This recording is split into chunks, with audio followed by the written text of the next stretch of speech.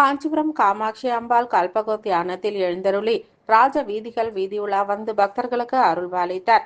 காஞ்சிபுரம் சங்கரமட பீடாதிபதி ஸ்ரீ ஸ்ரீ சங்கர விஜேந்திர சரஸ்வதி சுவாமிகளின் பரிபூர்ண அனுகிரகத்துடன் காஞ்சி காமாட்சி அம்மன் ஆலயத்தில் மாசி மாத பிரம்மோற்சவம் கொடியேற்றத்துடன் துவங்கி சிறப்பாக நடைபெற்று வருகிறது.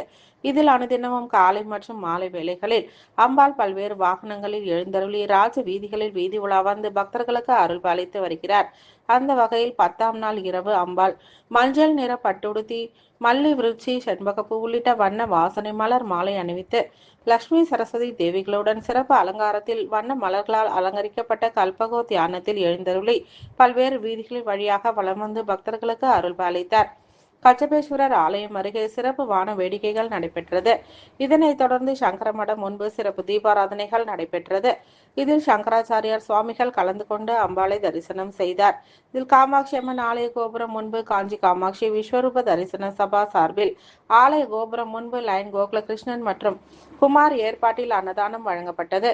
இதனைத் தொடர்ந்து சங்கரமடம் முன்பு காமாட்சி சங்கரமடம் வரவேற்பு குழு சார்பில் ஜீவானந்தம் தலைமையில் ஸ்ரீ சாய் ரியல் எஸ்டேட் மற்றும் பத்திர எழுத்தாளர் கிரி ரங்கநாதன் ஏழுமலை ஆகியோர் உபயத்துடன் அன்னதானம் வழங்கப்பட்டது.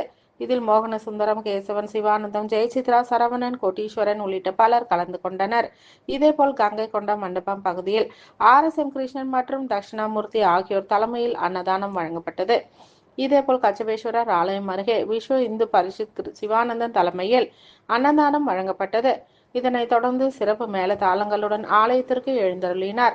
விழாவில் ஆலய ஸ்ரீகாரியம் சுந்தரேசையர், சங்கரமடத்தின் ஸ்ரீகாரியம் செல்லா விஸ்வநாத சாஸ்திரி, நிர்வாகி கீர்த்திவாசன், கேம்ப் மேலாளர் ஜானகிராமன், குமரகோட்டம் ஆலய காமேஷ் கூர்கல், ஸ்தானிகர்கள் கார்த்திக் சாஸ்திரி, ஸ்ரீதர் சாஸ்திரி, கோபி சாஸ்திரி, சங்கர் சாஸ்திரி, ஷியாமா சாஸ்திரி, சுரேஷ் சாஸ்திரி, நடராஜ சாஸ்திரி, ஸ்ரீராம் சாஸ்திரி மற்றும் ஆலய மணிகர சூரி மற்றும் ஆலய பொதுமக்கள் மற்றும் பக்தர்களுடன் இணைந்து விழாவினை சிறப்பாக செய்திருந்தனர்.